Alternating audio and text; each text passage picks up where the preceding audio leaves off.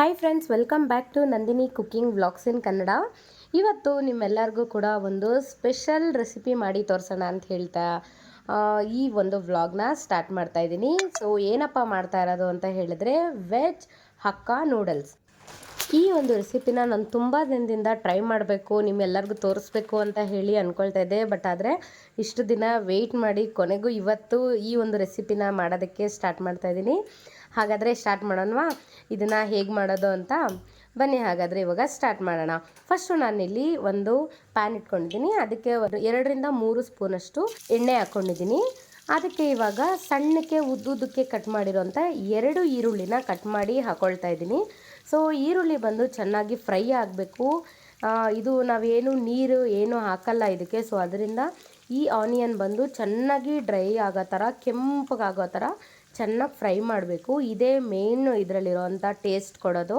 ಸಣ್ಣಕ್ಕೆ ಉದ್ದುದಕ್ಕೆ ಹೆಚ್ಕೊಳ್ಬೇಕು. ಮತ್ತು ಇನ್ನೊಂದೇನು ಗೊತ್ತಾ, ಈರುಳ್ಳಿನ ನಾವು ಸಣ್ಣಕ್ಕೆ ಉದ್ದಕ್ಕೆ ಹೆಚ್ಕೊಂಡ್ರೆ ಒಂದು ಟೇಸ್ಟ್ ಬರುತ್ತೆ, ಕಟ್ ಮಾಡಿ ಹೆಚ್ಚಿದ್ರೆ ಅದೊಂಥರ ಟೇಸ್ಟ್ ಬರುತ್ತೆ. ಅಂದರೆ ಸಣ್ಣ ಕಟ್ ಮಾಡ್ತೀವಿ ಗೊತ್ತಾ, ಅದೊಂಥರ ಟೇಸ್ಟ್ ಬರುತ್ತೆ. ಅಥವಾ ಒಂದು ಈರುಳ್ಳಿನ ಬರೀ 4 ಭಾಗ ಮಾಡಿ ಅಡುಗೆ ಮಾಡಿದ್ರೆ ಅದು ಇನ್ನೊಂಥರ ಟೇಸ್ಟ್ ಬರುತ್ತೆ. ಬೇಕಾದರೆ ನೀವು ಕೂಡ ಟ್ರೈ ಮಾಡಿ ಮನೇಲಿ ಒಂದ್ಸಲಿ, ನಿಮಗೆ ಗೊತ್ತಾಗುತ್ತೆ ಇದು ನಿಜಾನ ಸುಳ್ಳ ಅಂತ. ಬಟ್ ಕೆಲವೊಂದು ರೆಸಿಪಿಗೆ ಕೆಲವೊಂದು ಥರನೇ ಕಟ್ ಮಾಡಿಕೊಂಡ್ರೆ ಚೆನ್ನಾಗಿರುತ್ತೆ ಅಂತ. ಬಟ್ ಈ veg noodles, veg fried rice ಈ ಥರ ಎಲ್ಲ ಮಾಡಬೇಕಾದ್ರೆ ಆದಷ್ಟು ಈರುಳ್ಳಿನ ಸಣ್ಣಕ್ಕೆ ಉದ್ದುದ್ದಕ್ಕೆ ಹೆಚ್ಚಿ ಹಾಕ್ಕೊಳ್ಬೇಕು. ಸೊ ಇವಾಗ ನೋಡಿ ಈರುಳ್ಳಿ ಚೆನ್ನಾಗಿ ಫ್ರೈ ಆಗಿದೆ. ಸೊ ಈ ಟೈಮಲ್ಲಿ ನಾನಿಲ್ಲೊಂದು 4 ಹಸಿಮೆಣಸಿನ್ಕಾಯಿನ ಉದ್ದುದ್ದಕ್ಕೆ ಕಟ್ ಮಾಡಿ ಹಾಕ್ತಾಯಿದ್ದೀನಿ. ಹಾಗೆ ಸ್ವಲ್ಪ ಅಂದರೆ ಒಂದು ಅರ್ಧ ಇಂಚಷ್ಟು ಶುಂಠಿ ಮತ್ತು 1 ಗಡ್ಡೆ ಬೆಳ್ಳುಳ್ಳಿ, ಇದಿಷ್ಟನ್ನು ಕೂಡ ಸಣ್ಣಕ್ಕೆ ಕಟ್ ಮಾಡಿದ್ದೀನಿ. ನಿಮಗೇನಾದರೂ ಈ ಥರ ಕಟ್ ಮಾಡಿ ಬಾಯಿಗೆ ಸಿಗೋದು ಇಷ್ಟ ಇಲ್ಲ ಅಂತ ಹೇಳಿದ್ರೆ ಶುಂಠಿ ಬೆಳ್ಳುಳ್ಳಿ ಪೇಸ್ಟ್ ಕೂಡ ಹಾಕ್ಕೋಬೋದು.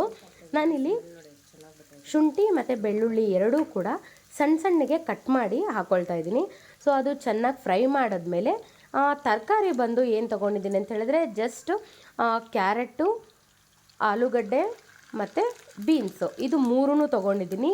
ಇದನ್ನು ಕೂಡ ಅಷ್ಟೇ ಉದ್ದುದ್ದಕ್ಕೆ ಕಟ್ ಮಾಡ್ಕೊಂಡಿದ್ದೀನಿ. ನಿಮಗೆ ಹೇಗೆ ಬೇಕೋ ಆ ಥರ ಮಾಡ್ಕೊಳ್ಬೋದು. ಇದು ನೂಡಲ್ಸ್ ಆಗಿರೋದ್ರಿಂದ ಅದಕ್ಕೋಸ್ಕರ ನಾನೇನು ಮಾಡ್ತಾಯಿದ್ದೀನಿ, ತರಕಾರಿಯನ್ನು ಕೂಡ ಉದ್ದುದ್ದಕ್ಕೆ ಹೆಚ್ಕೊಂಡಿದ್ದೀನಿ.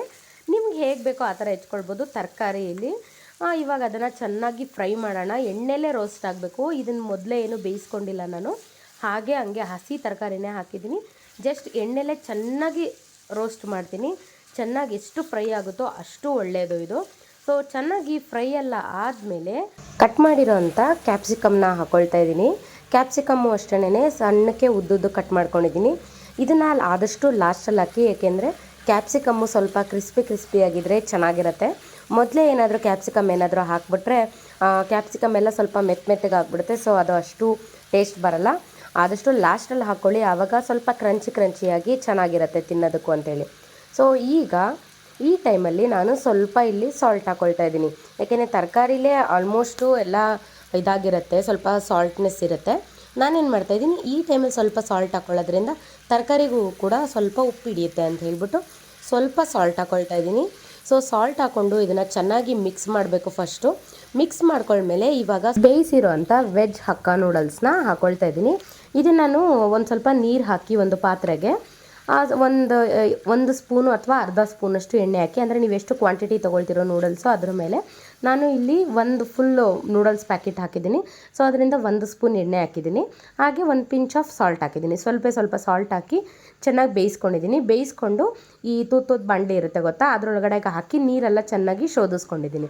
ಸೊ ಇವಾಗ ಅದನ್ನು ಹೈ ಫ್ಲೇಮಲ್ಲಿಟ್ಟು ಒಂದು 2 ನಿಮಿಷ ಚೆನ್ನಾಗಿ ಮಿಕ್ಸ್ ಮಾಡ್ಕೊಳ್ತೀನಿ. ಯಾಕೆಂದರೆ ಅದು ಸ್ವಲ್ಪ ಮೆತ್ತಗಿರುತ್ತಲ್ಲ, ಅದು ಸ್ವಲ್ಪ ಕ್ರಂಚಿ ಆಗಲಿ ಅಂತ ಅಂದ್ಬಿಟ್ಟು. ಸೊ ಅದೆಲ್ಲ ಆದಮೇಲೆ ಇವಾಗ ಸಾಸ್ ಯೂಸ್ ಮಾಡ್ತಾಯಿದ್ದೀನಿ. ಏನಪ್ಪ ಅಂತ ಹೇಳಿದ್ರೆ ನಾನಿಲ್ಲಿ ಫಸ್ಟು 1 ಕ್ಯಾಪಷ್ಟು, ಅಂದರೆ ಅದರಲ್ಲೇ ಮುಚ್ಚಳ ಕೊಟ್ಟಿರ್ತಾರಲ್ಲ ಅದರಲ್ಲೇ 1 ಕ್ಯಾಪಷ್ಟು ಸೋಯಾ ಸಾಸ್ ಹಾಕ್ತಾಯಿದ್ದೀನಿ. ಹಾಗೆ ಇನ್ನೂ 1 ಕ್ಯಾಪಷ್ಟು ರೆಡ್ ಚಿಲ್ಲಿ ಸಾಸ್ ಹಾಕ್ತಾಯಿದ್ದೀನಿ. 1 ಕ್ಯಾಪಷ್ಟು ಗ್ರೀನ್ ಚಿಲ್ಲಿ ಸಾಸ್ ಹಾಕ್ತಾಯಿದ್ದೀನಿ. ಸೊ ಟೋಟಲಾಗಿ 3 ಸಾಸ್ ಹಾಕಿದ್ದೀನಿ. ಬೇಕು ಅಂದರೆ ಮಕ್ಕಳು ತುಂಬ ಇಷ್ಟಪಡ್ತಾರೆ. ಸೊ ಟೊಮೊಟೊ ಕೆಚಪ್ ಬರುತ್ತೆ ಗೊತ್ತಾ, ಟೊಮೊಟೊ ಕೆಚಪ್ನ ಕೂಡ ಹಾಕ್ಕೊಳ್ಬೋದು. ಬಟ್ ಆದರೆ ನಾವಿಲ್ಲಿ ಸ್ವೀಟ್ನೆಸ್ಗಿಂತ ಸ್ವಲ್ಪ ಸ್ಪೈಸಿ ಇಷ್ಟಪಡ್ತೀವಿ ನಾವು. ಸೊ ಅದರಿಂದ ನಾನಿಲ್ಲಿ ಗ್ರೀನ್ ಚಿಲ್ಲಿ ಮತ್ತು ರೆಡ್ ಚಿಲ್ಲಿ ಮತ್ತು ನಾರ್ಮಲ್ ಚಿಲ್ಲಿ ಬರುತ್ತೆ ಗೊತ್ತಾ, 3 ಕೂಡ ಯೂಸ್ ಮಾಡಿದ್ದೀನಿ. ನಿಮಗೆ ಹೇಗೆ ಅಕಾರ್ಡಿಂಗ್ ಟು ನಿಮಗೆ ಹೇಗೆ ಟೇಸ್ಟ್ ಇಷ್ಟ ಆಗುತ್ತೋ ಈ ಥರ ಯೂಸ್ ಮಾಡ್ಕೊಳ್ಬೋದು. ಓಕೆನಾ. ಆಮೇಲೆ ಇವಾಗ 3 ಸಾಸ್ನ ಕೂಡ ಹಾಕಿ ಚೆನ್ನಾಗಿ ಮಿಕ್ಸ್ ಮಾಡ್ಕೊಳ್ತಾ ಇದ್ದೀನಿ. ನಿಮ್ಗೇನಾದರೂ ಸ್ವಲ್ಪ ಇನ್ನು ಸಾಲ್ಟ್ ಕಡಿಮೆ ಅನಿಸುತ್ತೆ ಅಂತೇಳಿದ್ರೆ, ಏಕೆಂದರೆ ನಾವು ಆಲ್ರೆಡಿ ಬೇಯಬೇಕಾದ್ರೆ ನೂಡಲ್ಸ್ ಬೇಯಬೇಕಾದ್ರೂ ಸ್ವಲ್ಪ ಹಾಕ್ಕೊಂಡಿರ್ತೀವಿ, ಹಾಗೆ ತರಕಾರಿ ಬೇಯಬೇಕಾದ್ರೂ ಕೂಡ ಹಾಕ್ಕೊಂಡಿರ್ತೀವಿ. ನಿಮ್ಗೇನಾದರೂ ಇನ್ನೊಂದು ಸ್ವಲ್ಪ ಸಾಲ್ಟ್ ಬೇಕಾಗುತ್ತೆ ಅಂತ ಅನಿಸಿದ್ರೆ ಈ ಟೈಮಲ್ಲೇ ಸ್ವಲ್ಪ ಸಾಲ್ಟ್ನ ಹಾಕ್ಕೊಂಡು ಚೆನ್ನಾಗಿ ಮಿಕ್ಸ್ ಮಾಡ್ಕೊಳ್ಳಿ. ಆದಷ್ಟು ಈ ಥರ ಮಿಕ್ಸಿಂಗ್ ಟೈಮಲ್ಲಿ ಹೈ ಫ್ಲೇಮ್ ಇರಲಿ, ಏನಕ್ಕೆ ಅಂತಂದರೆ ಅದು ಸ್ವಲ್ಪ ಚೆನ್ನಾಗಿ ರೋಸ್ಟ್ ಆಗಬೇಕು. ಸೊ ಅದರಿಂದ ಈ ಟೈಮಲ್ಲಿ ನೀವೇನಾದರೂ ಲೋ ಫ್ಲೇಮ್ ಏನಾದರೂ ಹಾಕ್ಬಿಡ್ತು ಅಂತಂದರೆ ಅದು ಟೇಸ್ಟ್ ಸ್ವಲ್ಪ ಡಿಫ್ರೆಂಟ್ ಬಂದ್ಬಿಡುತ್ತೆ. ಸೊ ನೀವು ಚೆನ್ನಾಗಿ ಮಿಕ್ಸ್ ಮಾಡ್ಕೊಳ್ಬೇಕು ಹೈ ಫ್ಲೇಮಲ್ಲಿ ಇಟ್ಕೊಂಡು. ಆದಷ್ಟು ನಾನ್ ಸ್ಟಿಕ್ ಇರೋವಂಥ ಪ್ಯಾನ್ಗಳನ್ನೇ ಯೂಸ್ ಮಾಡಿ, ಆವಾಗ ಚೆನ್ನಾಗಿ ಬರುತ್ತೆ, ಏಕೆಂದರೆ ಅಂಟ್ಕೊಳ್ಳಲ್ಲ ಅಂತ ಅಷ್ಟೇನೆ. ಆಮೇಲೆ ಚೆನ್ನಾಗೆಲ್ಲ ಫ್ರೈ ಎಲ್ಲ ಆದಮೇಲೆ ಮೇಲ್ಗಡೆ ಸ್ವಲ್ಪ ಕೊತ್ತಂಬರಿ ಸೊಪ್ಪು ಹಾಕ್ಕೊಂಡು, ನಿಮ್ಗೆ ಇನ್ನೂ ಖಾರ ಬೇಕು ಅಂದರೆ ಬೇಕಂದರೆ ನೀವು ಪೆಪ್ಪರ್ ಪೌಡರ್ ಹಾಕ್ಕೊಳ್ಬೋದು. ನನಗೆ ಇದೇ ಸ್ಪೈಸಸ್ ಸಾಕಾಯಿತು. ಸೊ ಅದರಿಂದ ನೋಡಿ ಚೆನ್ನಾಗಿ ಮಿಕ್ಸ್ ಮಾಡಿಕೊಂಡು ಒಂದು ಸಲ ಸ್ಟವ್ ಆಫ್ ಮಾಡಿಬಿಡ್ತಾ ಇದ್ದೀನಿ. ಇದೇ ಥರ ನಾನು ಮಾಡೋದು ನೂಡಲ್ಸು.